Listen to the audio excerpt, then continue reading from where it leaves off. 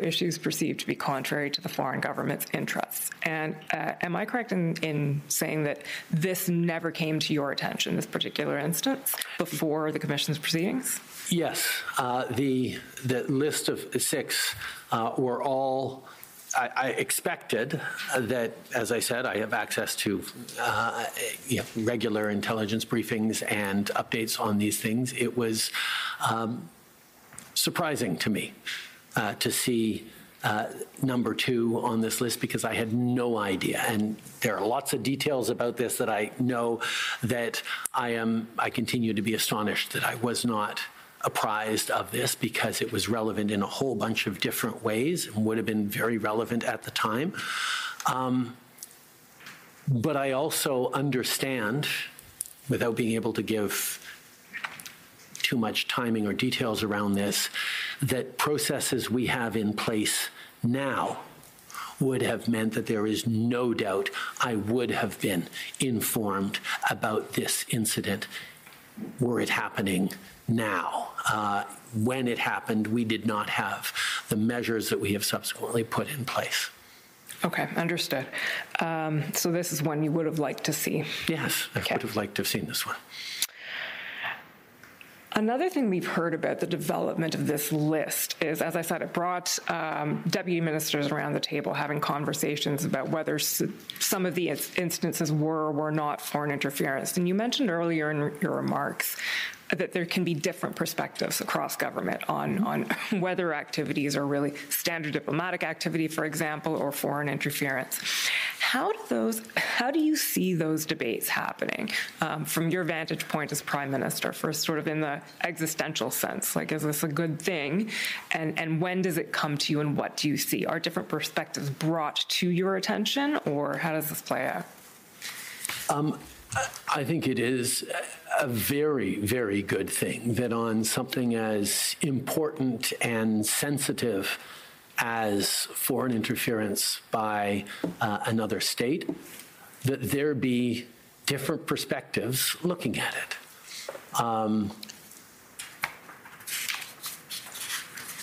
As I said, our diplomats in the United States were very alert to, which members of Congress or which governors might be helpful in making a case for a more successful NAFTA renegotiations than others.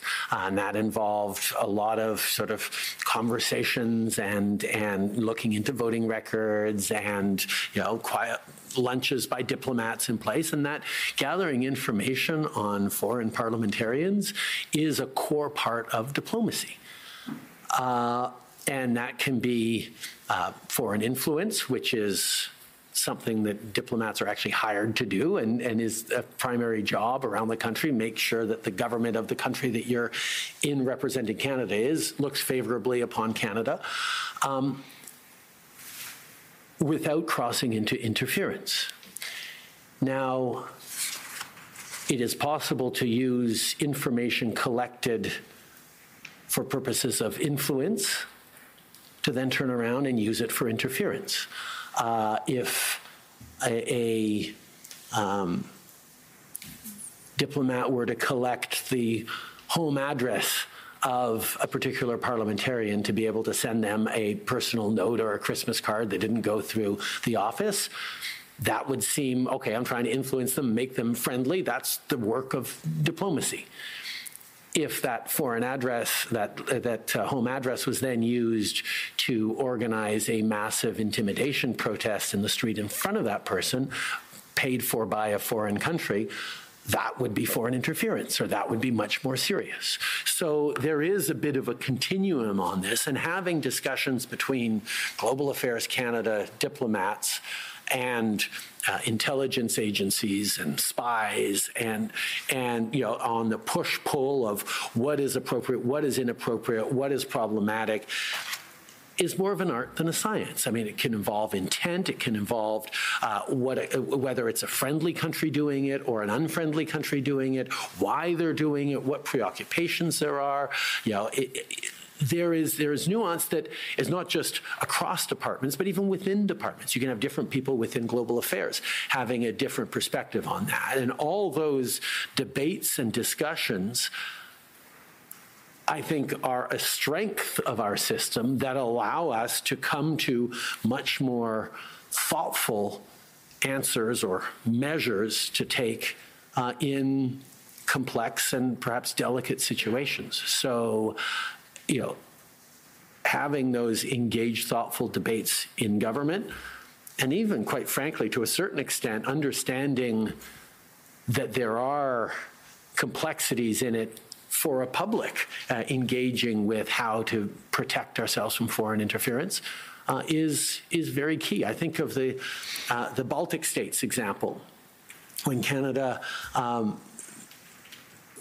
positioned itself as the country lead on the enhanced forward presence in NATO by positioning troops in Latvia. One of the things that we learned about very quickly was the incredibly robust system that citizens in Latvia had to detect and deter and render ineffective Russian disinformation, because Russia is constantly flooding the zone in the Baltic states. And they have a very sophisticated and attentive population in knowing that this piece of information is just Russian propaganda or disinformation, that I think Canada is moving towards, but we are not as far forward as some other countries may be in terms of detecting misinformation and disinformation from hostile state actors.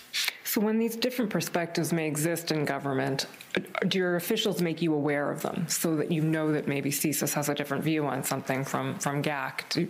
Yes. Does this come to your attention? Yes, okay. Absolutely. Either actually in person by watching the director of CSIS and the deputy minister of Foreign Affairs, have a conversation back and forth about a particular thing, or it is obvious in the briefings come to me where it says CSIS leans on this way, but the diplomats say that this might be it, and at the same time, the clerk's decision is this. One of the reasons that I've said I prefer to have active, engaged discussions around intelligence is it allows us to challenge and bring together those different points of view and different perspectives to get a better picture than simply one document that perhaps summarizes different elements, but is written by one person in one department and not another. Madame Commissioner, I see that I'm out of time, but I have still two topics to tackle with the Prime Minister, if you allow me. Yes, go ahead. So the next, I do have a couple of more questions to ask you. The next one is on a different topic now. It's something that we spoke about at great length in camera, so I think we'll have the Reader's Digest of this conversation today, but the vulnerability of political party processes to foreign interference that has been raised à maintes fois in the Commission's proceedings. And we know that Elections Canada will soon be making some suggestions or recommendations as to things that might be done to ameliorate this situation. Can you give us your viewpoint on the idea of increased oversight or increased regulation of internal political party processes for the purpose of dissuading foreign interference? First of all, there is already oversight and regulations over political parties in Canada that we all understand is important and necessary. I think of the very strict election financing rules, how a political party can raise money, how it is accountable for every dollar it raises, from whom it receives money, what it can spend the money on, how it needs to account for it. That's a really important principle that applies to all political parties and is sort of foundational for our democracy. So the idea that in our democracy we should regulate political parties is well established, that yes, there are many things in which it's important to uphold the freedom and openness of our democracy, that we regulate political parties.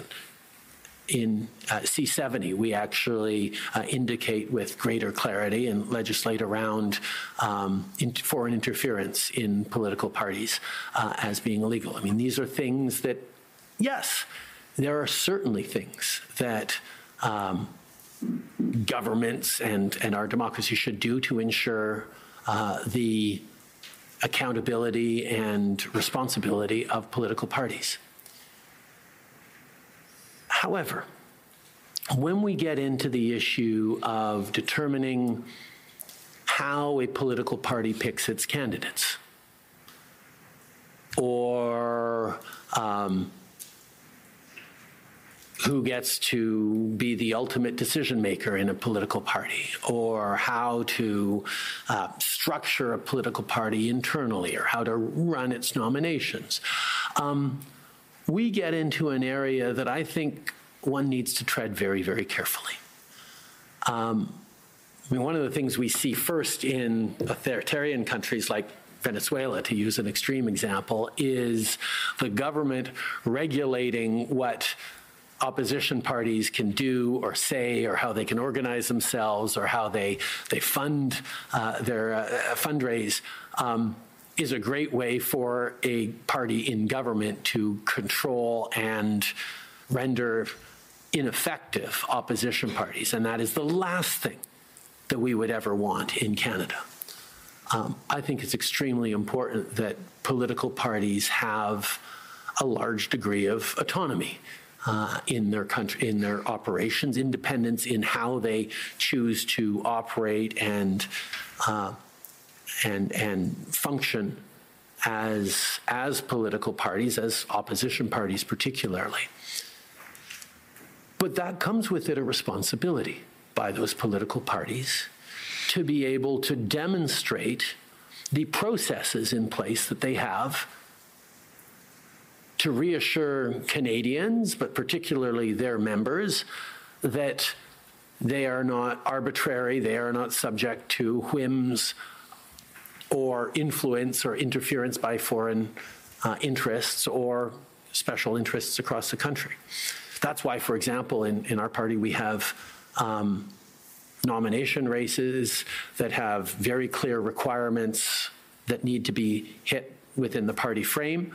We have an appeals process for anyone who loses a nomination. We have scrutineers and lawyers that every party gets to have on every candidate's team gets to have in the nomination process to ensure that it's a rigorous process. We have created many, many mechanisms like that because, the Liberal Party has had nomination races of 6,000, 7,000, 8,000 people contesting for a single nomination. Sorry, 6,000, 7,000 members supporting a handful of candidates contesting for a particular nomination. Are there things that can be done to give political parties more information, better access to it? Well, the first one is making sure people, at least someone in a decision-making position at the top of the party structure, the party organization, the campaign director or someone like that, gets the necessary security clearance so that if CSIS or others see flags, they can carry that to the party or inform the leader about it so the leader can make sure that the processes, whether it's a leadership race or a nomination race, can account and say publicly, this was not interfered with. I think it's on the party itself to demonstrate the measures it has taken to protect itself from interference, rather than a government or even Elections Canada weighing in and saying, you have to do this, this, this to protect from foreign interference. I think it is better for Canadians and media and oppositions to be calling out where a party does not have robust processes in place and is not taking seriously the threats of foreign interference.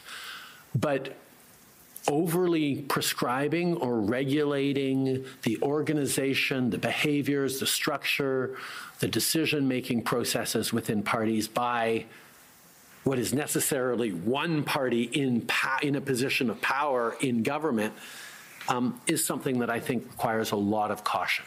But there are many things that could be recommended for parties to take on as tools to keep them safe that I'm certainly hoping that Elections Canada and the Commission's work will highlight that are important principles for how parties can protect themselves from interference. Okay. Moving now to a topic that you've raised on a couple of occasions already in your remarks, but not completely directly, is the classified NSICOP report. So, as you may know, the Commission was charged with looking into the NSICOP report and has done so. And we've heard some evidence over that process, which I will I'll highlight a couple of things that came out from that process and that investigation. One of them is questions raised as to the strength of the conclusions that NSICOP expressed versus the strength of the assessments that CSIS actually made. So NSICOP's conclusions are NSICOP's, not CSIS's. There were also instances in which some discrepancies may have been found between the conclusions again made and the underlying intelligence. We've heard concerns in these proceedings from two of your former minister, Mr. Mendocino, current minister, Minister LeBlanc, about the strength of the public reaction to the NSICOP report. And I'm wondering if you can comment on that, having, of course, read the classified NSICOP report and having knowledge of its contents.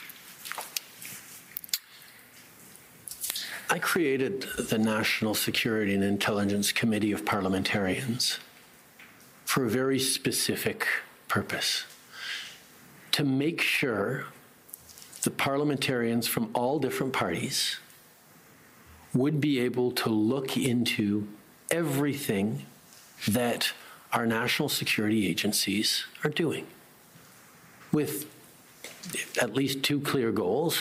One is to make sure that our national security agencies are behaving appropriately and not violating Canadians' fundamental rights or overreaching or doing the bidding of one particular government versus the interests of Canadians. Just about every one of our major democracy partners has oversight by parliamentarians of their national security agencies. Canada did not, and the previous Conservative government refused to even begin to entertain the idea that parliamentarians should have the ability to oversee national security agencies. I felt strongly that we needed that, and that's why it was one of the first things that we did or worked on in terms of national security. The second reason NSICOP is important is the first reason is to make sure there's not overreach into, and there's other mechanisms as well, like NSIRA, to make sure there's not overreach into Canadians' fundamental rights. But the second is to make sure that national security agencies are taking seriously all the threats and acting in appropriate ways to counter the threats. But being a body that has only come into being about 8 years ago, and being one, or less than that, 6 years ago, being one that as recently as just a year or two ago in the House of Commons is still contested as to its legitimacy and usefulness, it's still very much in a learning process. It's trying to figure out how to manage a very multi-partisan structure in a highly polarized and partisan environment. When it comes to something like foreign interference, that is such a contentious and worrisome topic that you can imagine that any pronouncement that gets out, whether it's a criminal leaking information to the newspaper or NSICOP, putting out a report, or this commission's televised hearings, is generating a lot of interest. Did NSICOP get everything right in its report? As CSIS pointed out, there were some discrepancies. But I don't think that's automatically a bad thing. I think that's part of making sure there are different tools and different perspectives and different organizations working on similar challenges from different things. Yes, there's some of the things that NSICOP put in there that I really would have rather they didn't frame that way, because it worried Canadians and talked about traitors in Parliament, when that is not the assessment that our intelligence agencies put forward. But it's salacious and it sells newspapers and it worries Canadians, so it got put to the fore. I see this more as part of growing pains of building mature, not just institutions around national security within and around government and parliament, but of part of the learning process that citizens get to be part of in figuring out how to talk about real threats and how to evaluate in our democracy, where the lines are and how to best protect our democracy without harming the exact things that make us a free and open democracy. And those are sophisticated conversations that can't just happen within governments or within commissions, but can and should happen as part of active, engaged debate, discourse, and political conversations between elections and during elections. So, yeah, there's some things that I feel, certainly with all the perspective I have and all the direct briefings I have from CSIS, that they didn't get quite right. But I much rather have an effective and confident NSICOP committee that goes forth and draws its conclusions and says things that we will all learn to say, okay, yeah, they got this right. Maybe we're off a little bit on this, but this helps us advance this understanding. And CSIS was able to come out and correct the record on this. And some of the things that NSICOP talked about, CSIS had actually made a little bit of a mistake. And that was where NSICOP's report was. So that's thoughtful as well. So for me, it's all part of a system that is robust and serious,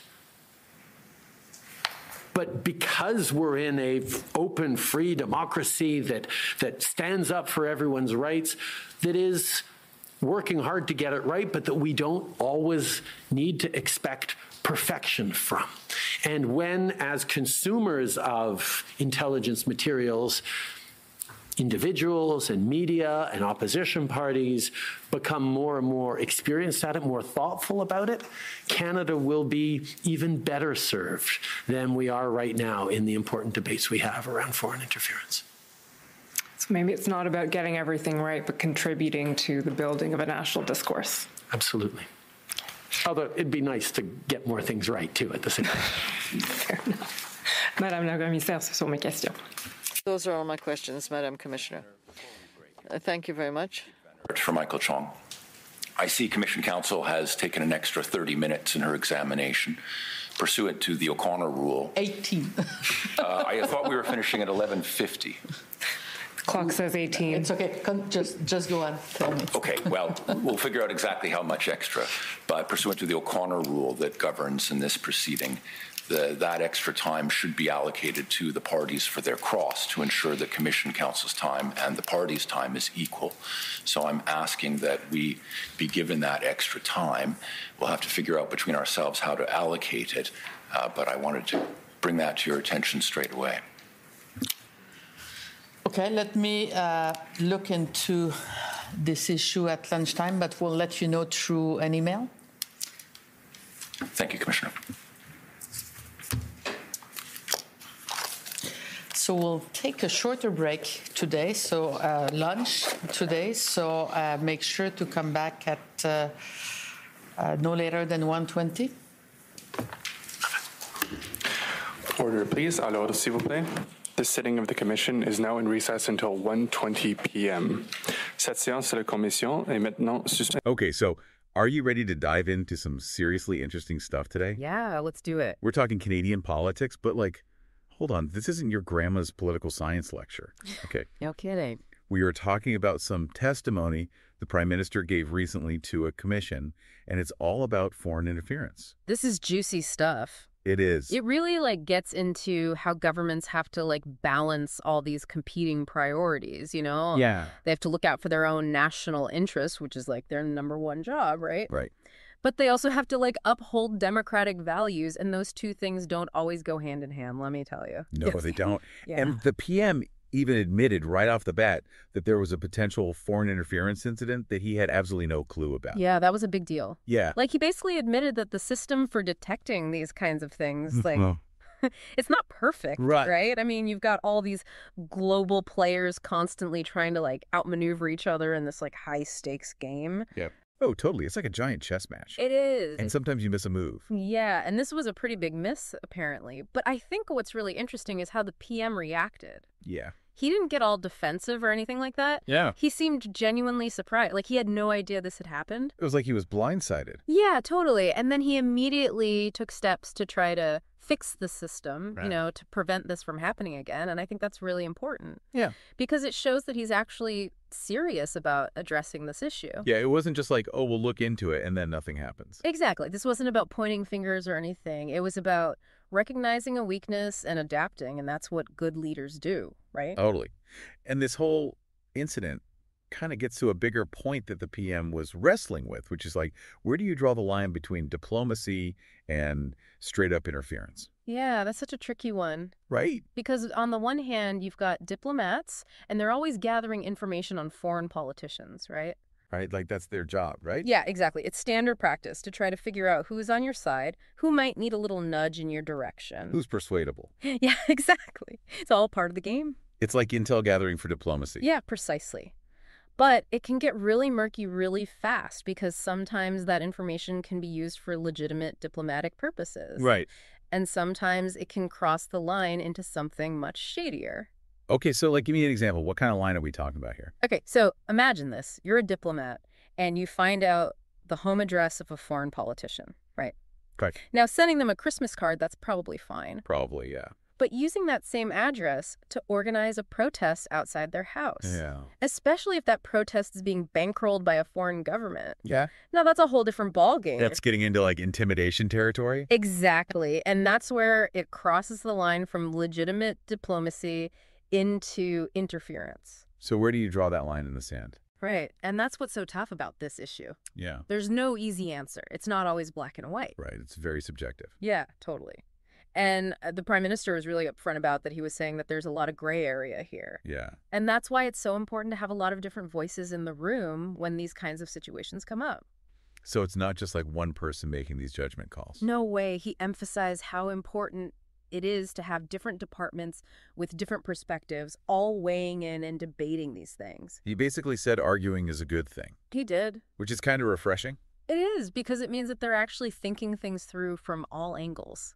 Right? It's not just a rubber stamp. Exactly. And I think that's something that we often forget about these big, important decisions. It's easy to think that it's just one person at the top calling all the shots. Yeah. But the reality is far more complex. And I think the Prime Minister's testimony really highlighted that. It gives you a little peek behind the curtain. It does. Into how these decisions actually get made. Yeah, it's like a rare glimpse into this world that's usually shrouded in secrecy. Totally. And it makes you wonder, what else is going on behind closed doors that we don't know about? Right, because this is just the stuff that we know about. Exactly. Imagine what else is out there. Okay, so speaking of things we don't know about, let's talk about disinformation. Ooh. Because that's a whole other beast. It is, and it's something that Canada is really grappling with right now. Yeah, it's a huge problem. And the Prime Minister actually pointed to another country as a model for how to deal with it. Yeah, he was singing the praises of Latvia, actually. Latvia. Yeah. Interesting. Okay, so what are they doing over there? Well, they've got this really robust system for combating Russian disinformation. Okay. And the Prime Minister sees a lot of parallels between what they're dealing with and the challenges facing Canada. So Latvia is kind of like the gold standard when it comes to this stuff. They're pretty much the pros because they've been on the front lines of this information war for decades. Wow, decades. Yeah, they're constantly having to deal with attempts to sow discord and undermine their democracy. So they've had to learn how to fight back. Exactly. They've become incredibly good at detecting these disinformation campaigns and shutting them down. It's like they've developed a national immune system to this stuff. That's a great way to put it. So they're basically masters at separating fact from fiction, which is such a crucial skill these days. It is, especially in the age of social media. Right, because it's so easy to get sucked into these echo chambers and filter bubbles. It is, and that's what makes disinformation so dangerous, because it preys on our existing biases and beliefs. Okay, so let me ask you this then. How do you protect against foreign meddling in the very systems that are supposed to be upholding democracy? That is the million-dollar question. Right, because we're talking about things like political parties here. Exactly. And it's a tough one, because you don't want the government to have too much control over political parties. Right, because then it starts to feel less like a democracy. Exactly. But at the same time, you can't just let them be completely vulnerable to foreign influence either. So how do you find that balance? Well, the Prime Minister acknowledged that there does need to be some level of oversight, especially when it comes to things like campaign financing. Right, because that's a big one. It is, and he pointed to Canada's existing regulations in that area as an example. So, like, what kind of regulations are we talking about? Well, there are strict limits on how much money individuals and corporations can donate to political parties. Okay. And there are also rules about where that money can come from. So, like, no funneling money from foreign governments. Exactly. That's a big no-no. Okay, that makes sense. But the Prime Minister also cautioned against going too far with these regulations. So it's a delicate balance. It is, because if you're not careful, you could end up stifling legitimate political activity. Right. And that's the last thing you want in a democracy. No, you don't want to create a situation where it's so hard to participate in the political process. Exactly, and that's what he was getting at with his example of Venezuela. Oh, right, Venezuela. Yeah, he basically said that Venezuela is a cautionary tale. Like a what not to do. Exactly, because in Venezuela, the ruling party has basically used regulations and laws to silence any opposition. Yeah. And consolidate their own power. It's like they've created this system where it's almost impossible to challenge them. Exactly, and that's what happens when you have too much government control over the political process. It's a slippery slope. It is. So the question is, how do we find that sweet spot? Right, where we're protecting against foreign interference, but also not eroding the very freedoms that make democracies worth protecting. Exactly. It's a tough needle to thread. It is, and I think the Prime Minister's testimony really highlighted just how tricky this whole issue is. Yeah, it's definitely something that we need to be paying attention to. For sure. Because the stakes are high. They are, and it's not just about protecting our elections. No, it's about protecting the very foundations of our democracy. Okay, so it sounds like we've got our work cut out for us. We do. But before we dive into solutions, I think it's important to really unpack the problem. Yeah, let's do it. So let's talk about some of the specific ways that foreign governments are trying to interfere in Canadian politics. Right. Because it's not always as obvious as you might think. You're right about that. So we were talking about ways to prevent this kind of interference, right? Yeah, like how do we actually make it harder for foreign governments to meddle in our elections? Right, because we can't just cross our fingers and hope for the best. No, definitely not. Yeah. Especially with everything we've learned about how sophisticated these operations have become. Exactly. So the Prime Minister actually had some pretty specific ideas about this. Oh, yeah. What did he have in mind? Well, he was talking about political parties needing to kind of step up their game when it comes to protecting themselves. So less about the government imposing a bunch of rules from the outside. Right, more about parties taking responsibility for their own house, so to speak. Okay, I like that. So what would that look like in practice? Well, he talked about a few things, like, first of all, really rigorous vetting procedures for candidates. Oh, that's a good one, because you hear these stories about candidates having, like, shady pasts or connections to foreign government. Exactly. And sometimes those connections don't come to light until it's too late. Right, so having a really thorough vetting process would hopefully weed out some of those bad actors. Exactly. It's about doing your due diligence up front. Makes sense. What else did he talk about? Financial transparency was another big one. Oh, right, because money can be a huge source of foreign influence in politics. Exactly. It's like that old saying, follow the money. Right. So the Prime Minister was talking about political parties needing to be crystal clear about where their funding is coming from. Like no more of these like shadowy donations from like numbered companies. Exactly. It's about making sure that everything is above board and out in the open. Okay, so that's two big ones, vetting candidates and financial transparency. What else? Well, the third thing he talked about was kind of more of an internal process thing, but I think it's really important. Okay, I'm all ears. He was talking about the need for political parties to develop really robust systems for detecting and reporting potential foreign interference campaigns. So like if someone within a party suspects that something fishy is going on. Exactly. They need to have a clear channel to report those concerns. And more importantly, they need to know that those concerns will be taken seriously. Exactly, because the last thing you want is for someone to see something suspicious and then be too afraid to say anything. Right, or they report it and then it just gets swept under the rug. Exactly. So it's about creating a culture of transparency and accountability within the parties themselves. So it's kind of like building a fortress around your operations. Yeah, I like that analogy. Making it that much harder for outside forces to infiltrate and manipulate. Exactly. It's about being proactive instead of reactive. I'm picking up what you're putting down. Yeah. Okay, so let's say the parties manage to build these fortresses. How do we, the public, know that they're actually working?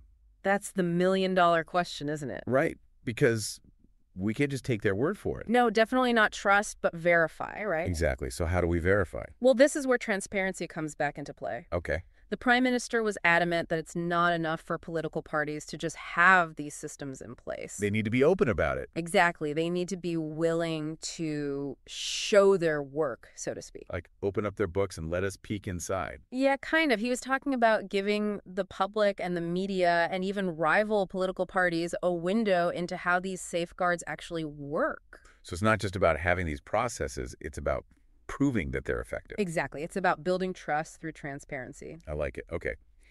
So we've talked about what political parties can do to protect themselves, but what about the government itself? Right. How do we hold their feet to the fire and make sure they're doing everything they can to combat foreign interference? Especially since they're the ones with all the intelligence. Exactly. They're the ones who are supposed to be seeing the threats coming.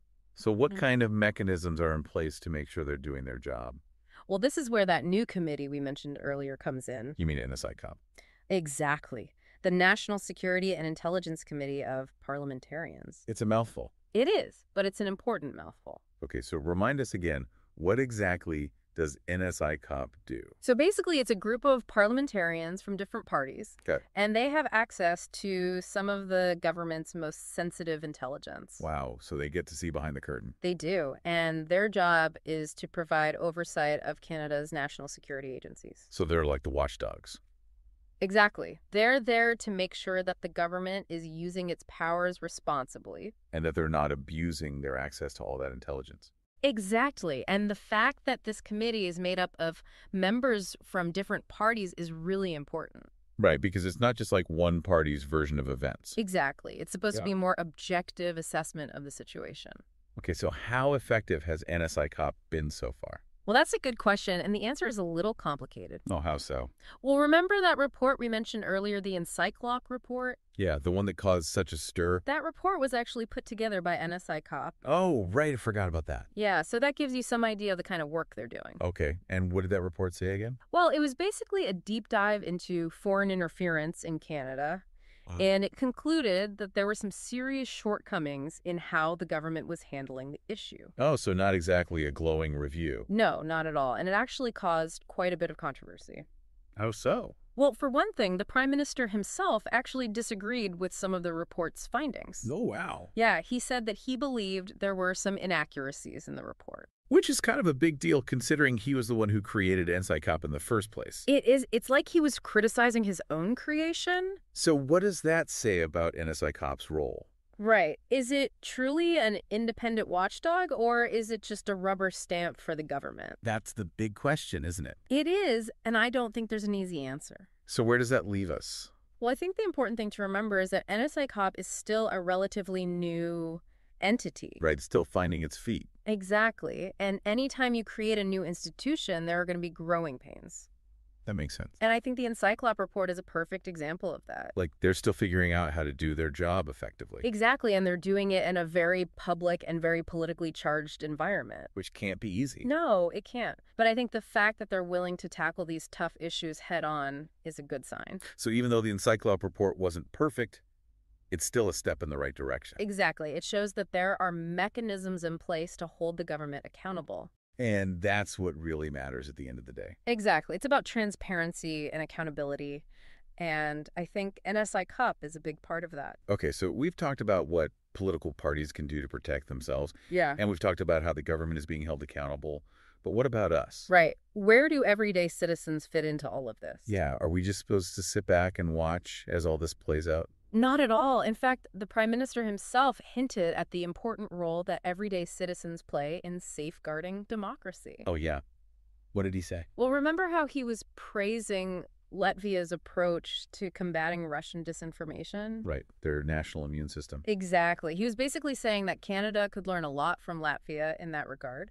So what does that look like in practice? Well, it means that all of us need to be more vigilant about the information we consume. We can't just accept everything we see online or on social media as gospel. Right, because there's a lot of crap out there. There is, and it's getting harder and harder to tell what's real and what's not.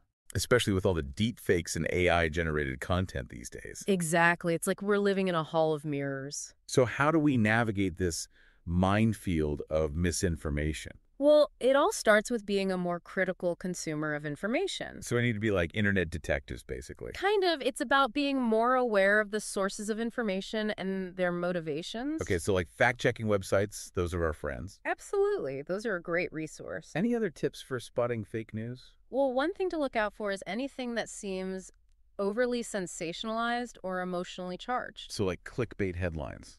Exactly. Those are often designed to grab your attention and get you to share something without really thinking about it. Right, because outrage equals clicks. Exactly. And that's what these disinformation campaigns are counting on. They want us to spread their message for them. Exactly. So the next time you see something online that makes you angry or upset, Take a deep breath. exactly. Don't just hit that share button right away. Do your research. Exactly. And if you're still not sure about something, Ask someone you trust, yeah, talk to a friend, a family member, a librarian. someone who knows their stuff. Exactly. It's always better to err on the side of caution. Okay, so we've talked about how to spot disinformation. But what about when we encounter it? Right. What do we do then? Do we just ignore it? Well, that's one option, but it's not always the most effective. Because then it's just like we're letting them win. Exactly. And that's what they want. They want to silence dissenting voices. So what's the alternative? One thing you can do is to try to correct the misinformation. Like in the comment section. Exactly. Provide links to credible sources of information. Okay, but what if you're dealing with someone who's like really set in their ways? Right. Those people who are like never going to change their minds no matter what. Yeah, exactly. Well, in those cases, it's probably best to just disengage. Don't feed the trolls. Exactly. You're not going to convince them and you'll just end up getting frustrated. Okay, that makes sense. But the important thing is to not let those experiences discourage you from speaking out against disinformation when you see it. Because if we all stay silent, Then the bad guys win. exactly, Yeah. we all have a role to play in protecting our democracy. Absolutely. It's a team effort. And it starts with being informed and engaged citizens. Couldn't have said it better myself. Well, that's all the time we have for today, but wow, we covered a lot of ground. We did. From shadowy foreign interference campaigns to the importance of fact-checking our social media feeds. It's a lot to digest. It is, but it's all incredibly important stuff. Absolutely, because at the end of the day, it's about protecting our democracy. Exactly, and that's something we should all care about. Absolutely. So the next time you're scrolling through your news feed or having a political debate with your uncle at Thanksgiving, Keep these things in mind. be critical. Think for yourself, and don't be afraid to speak out against disinformation when you see it. Well said. And on that note, we'll leave you to ponder all of this until next time. Happy diving. See you next time.